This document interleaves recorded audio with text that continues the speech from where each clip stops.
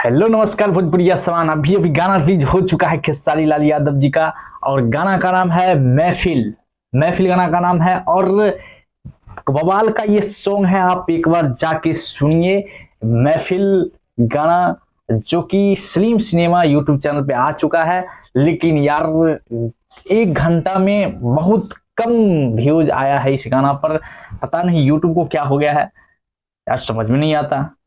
और आप जाके इसको देखिए एक बार, और कैसा लगा एक बार कमेंट में आप लोग जरूर बताइए, ताकि व्यूज भागे भाई, ट्रेंडिंग में जाए। लेकिन रिस्पांस रिस्पांस यार बहुत कम है।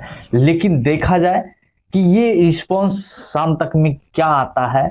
और ये टीजर आप देख रहे हैं, टीजर कल डाला गया था, और देखिए टीजर ट्रेंडिंग में है।